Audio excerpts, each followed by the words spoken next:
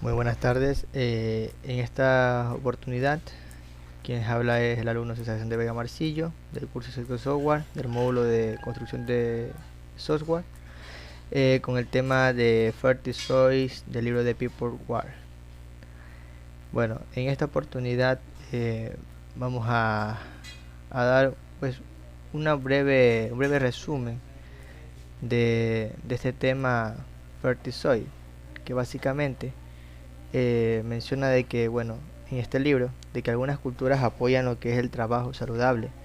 mientras que otras pueden hacerlo casi imposible. Aunque los factores a nivel organizativo pueden estar más allá de tu capacidad de control,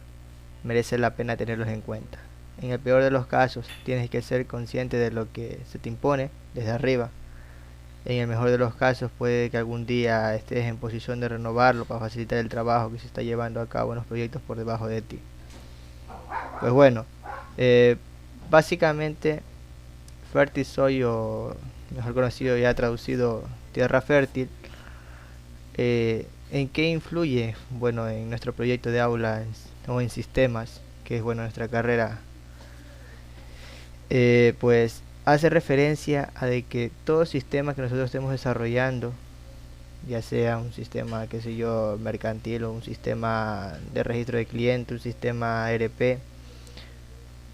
debe de tener, pues básicamente nosotros como desarrolladores pensar qué sucedería en un futuro con ese sistema. Si nosotros necesitemos en ese futuro implementar ciertas funciones, ciertas operaciones, o que haga algo más de lo que ya previamente se ha desarrollado. Entonces en eso, eh, todo sistema que nosotros tengamos pensado desarrollar, ya sea para una empresa o así sea para una eh, simplemente una empresa pequeña o grande, como sea,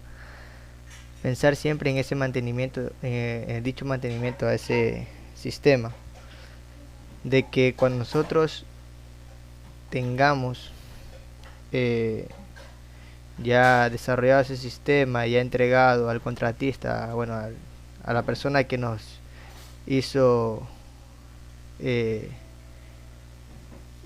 o nos haya solicitado ese sistema, tener la particularidad de que en un cierto tiempo puede renovar ese sistema. Y bueno, a eso se refiere en este libro de Fertisoy. Ya entrando en sus temas que tiene esta parte de Fertisoy, tenemos la parte de un sistema, el sistema de autocuración, que básicamente menciona lo siguiente, que un sistema que se cura a sí mismo, es decir, algo que había quedado fuera de su diseño original, algo que pues bueno resultó ser necesario, la gente que hace funcionar el sistema lo ha arreglado sobre la marcha, que básicamente ocurre todo el tiempo. ¿A qué nos referimos con este pequeño concepto en sistema de autocuración? Que por ejemplo, en nuestra parte de, supongamos en la parte de cuentas por cobrar, tenemos la parte de mantenimientos al clientes. Supongamos que nosotros ya diseñado, desarrollado ese sistema, ya lo hemos entregado al cliente, y dado el caso que cuando el cliente esté haciendo uso del sistema en un cierto tiempo, eh, él vaya y, por ejemplo, por error, haya anulado un cliente, porque ya sea de que se haya equivocado, o en caso de que quiso anular un cliente pero ha sido un cliente de que, bueno, no ha sido el cliente correcto, no ha sido el cliente que él pensó en anular, y básicamente él quiere reenmendar su error, quiere volverlo a habilitar a ese cliente. Entonces, pero se da la casualidad de que a la hora de querer volver a habilitar a ese cliente, no se tenga esa opción de poder habilitar a ese cliente, ya sea porque el desarrollador no lo tomó en cuenta, porque bueno, él pensó de que sería raro de que se anule un cliente, o sea de que se haya olvidado, o sea de que el cliente no se lo haya solicitado, etcétera, por miles de razones. Entonces, pero esa persona quiere sí o sí habilitar ese cliente, porque no puede darse ese error a nivel, por decirlo así, contable, ya que bueno,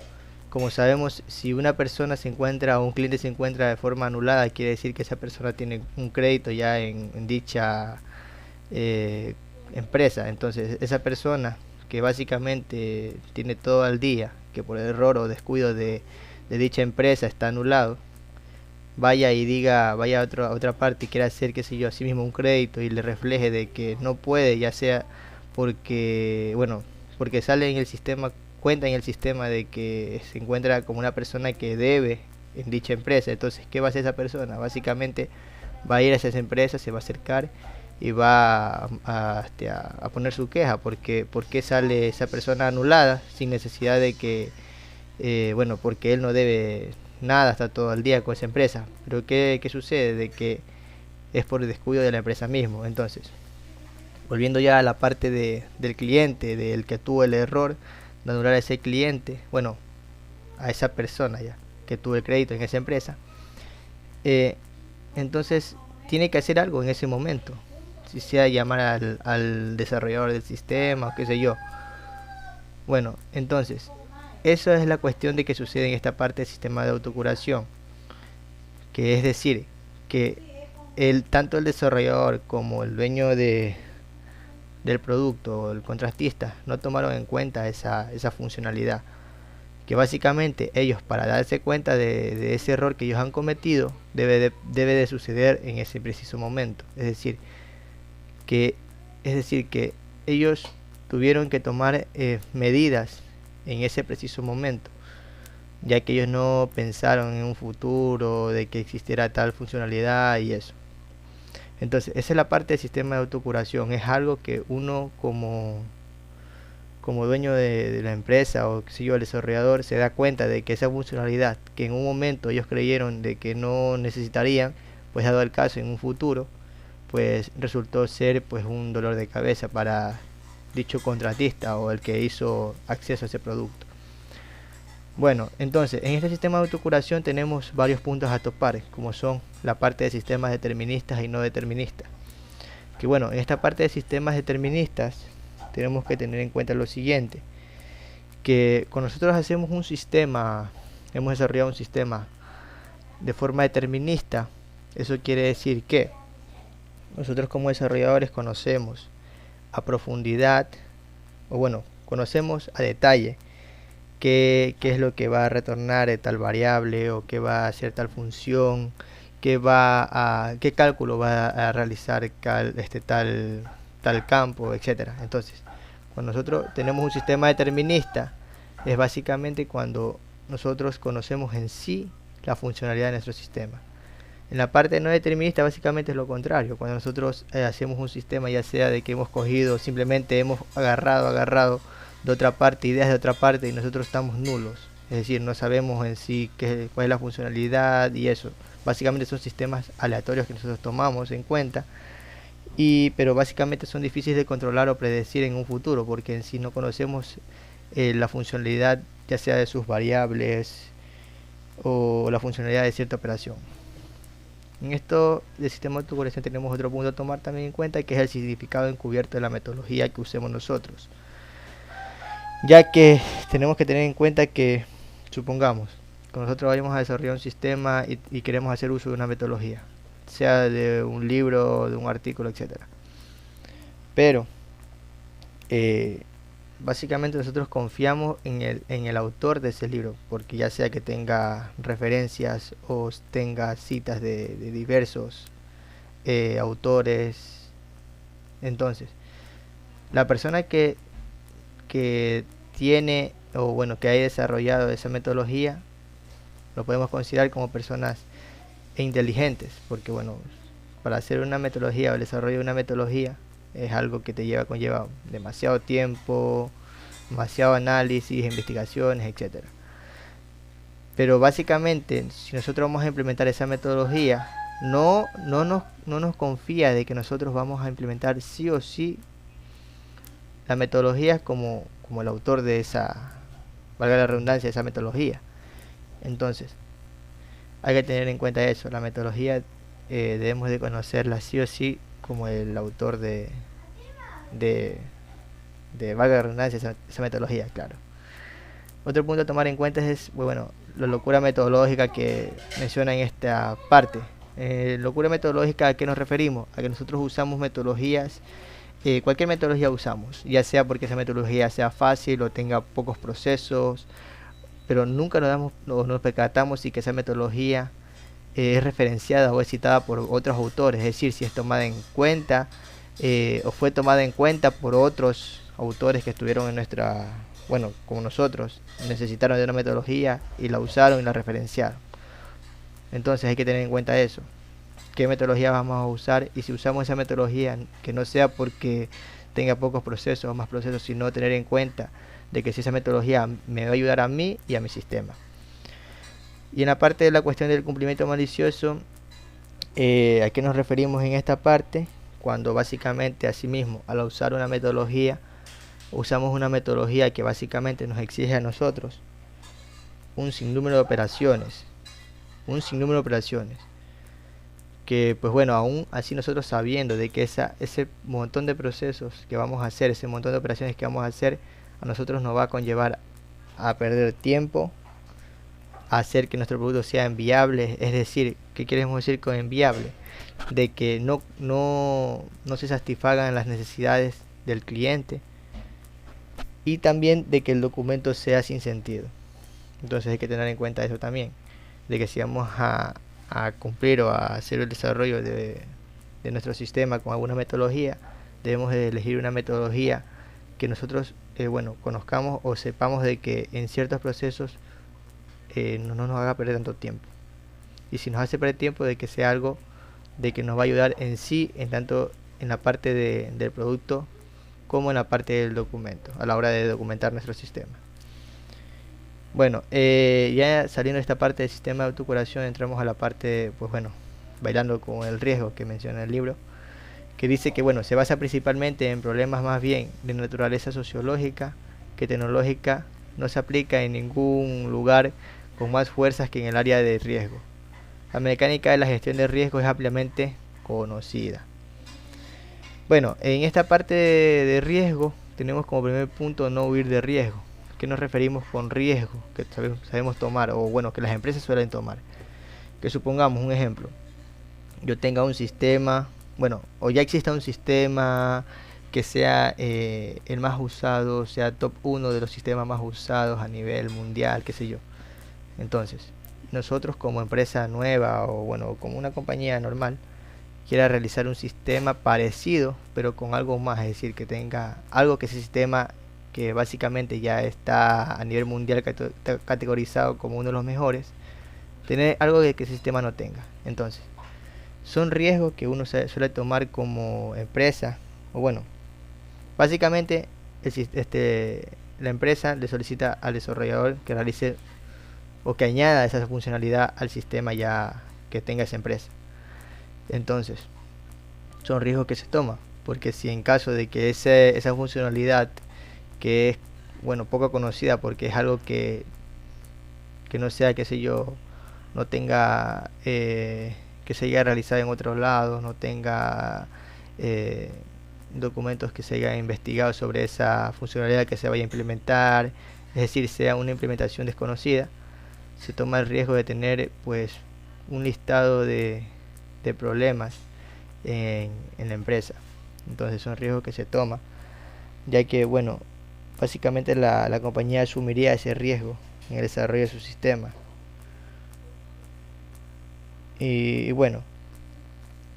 también se tiene lo que es la parte del único riesgo que casi nunca gestionamos. En esta parte pues son riesgos que se toman ya sea porque la parte del contratista se encuentre, qué sé yo, a miles de kilómetros de la ciudad que bueno, uno ni conoce. Es decir, que nosotros como desarrolladores somos solicitados por un contratista de que realicemos un sistema, pero dado el caso de que ese contratista bueno, tenemos información de ese contratista, pero básicamente él se encuentre demasiado lejos de nosotros y se encuentre en un lugar donde nosotros ni conozcamos. Entonces, nosotros son riesgos que debemos de tener en cuenta, que nosotros al no conocer básicamente a ese contratista, bueno, conocemos al contratista, pero no tenemos, bueno, muy bien la idea clara, ya que básicamente, como dicen, es mejor la conversación de forma presencial a de forma virtual, ya que de forma presencial uno puede ir analizando básicamente lo que esa persona necesite que conlleve el desarrollo de ese sistema. Y también tenemos en cuenta la parte de, bueno, o preguntas que se suelen hacer, pero ¿por qué los riesgos de cumplimiento a menudo no se gestionan? Pues bueno, esta parte es que básicamente, como vimos anteriormente, son incumplimientos que se realizan, ya sea porque la persona a la cual nos solicita el sistema, pues, qué sé yo, no tengamos contacto de forma presencial, forma física con esa persona. Y pues bueno, es difícilmente de gestionar, no se puede gestionar un sistema, por decir así, bien, con esos requerimientos bien, bien, bien explícitos, es decir, que estén bien explicados, bien analizados.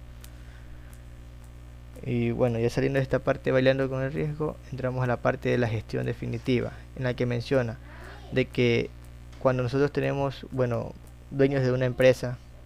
y necesitamos, qué sé yo, una reunión en grupo con nuestros empleados, etcétera,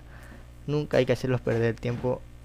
a nuestro personal, ya que ellos también tienen que hacer cosas como, qué sé yo, administrar la empresa y eso. Entonces, hay que tener en cuenta eso, como dueños de una empresa, nunca hacer perder tiempo al personal. También que el exceso de personal temprano, nos referimos a que tampoco hacer decir, bueno, todos los empleados estén a las 3 de la, bueno, o estén a las 6 de la mañana, supongamos. A esa hora ellos estén descansando, aún no sea la hora de entrada a la empresa. Entonces, tampoco exceder en la parte del tiempo con respecto a reuniones que se tenga con los empleados o con el personal. Y también que las reuniones de estatus sean sobre estatus. ¿A qué nos referimos con esto? A de que si vamos a hablar de algo en una reunión, sea sobre eso, no de que si vamos a hablar de un tema, salirnos del tema y hablar sobre otras cosas, que básicamente la gente o los empleados no vienen preparados para recibir dicha respuesta o dicha explicación. Y bueno, por último tenemos la parte de aprendizaje organizativo, que básicamente se define al aprendizaje organizacional organizativo como el proceso de crear, retener, transferir y utilizar el conocimiento dentro de una organización. Una organización puede crear su propio conocimiento o también puede adquirir conocimiento ya existente que resulte útil para sus metas. En esta parte de aprendizaje organizativo, pues existen procesos, que se los menciona a continuación, como el de socialización, el de combinación y el de externalización e internalización, que básicamente estos procesos son propuestos por un artículo de Nonoka que fue publicado en el año 1994, que menciona estos procesos para tener lo que es un excelente aprendizaje organizacional, que básicamente una empresa debe considerar esto, ya que si no se tiene un buen aprendizaje organizativo, pues va a existir problemas, ya sea a nivel de socialización o a nivel de, bueno, de comprensión, por decirlo así, con tanto del jefe de empleados como empleado jefe. Y bueno, en conclusiones, pues de todo este tema de fértil soy como tierra fértil o tierra fértil, perdón, pues tenemos lo siguiente, de que bueno, como vimos, que básicamente ese tema, en la parte de sistemas, nos estamos refiriendo a la parte de gestionar el mantenimiento, que es muy necesario, ya que así podemos nosotros optimizar tantos recursos, ya sea de personal, de tiempo, de costos,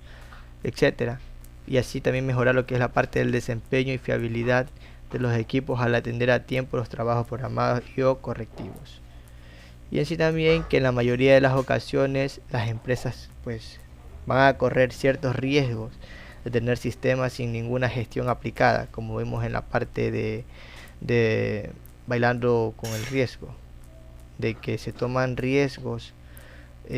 para, qué sé yo, tener ese sistema a un top mejor o que sea mejor que ya sistemas propuestos, etcétera. Y por último también que se debe tomar en cuenta siempre que hasta el mínimo detalle en los sistemas que sean desarrollados, ya que uno nunca sabe lo que puede ocurrir en un futuro con dicho sistema. Como pues este tema se refiere a eso, de que exista renovación, exista mantenimiento en dicho sistema, ya que nosotros no debemos de quedarnos con ciertos, bueno, en desarrollar sistemas, por decirlo así, estáticos, que sea simplemente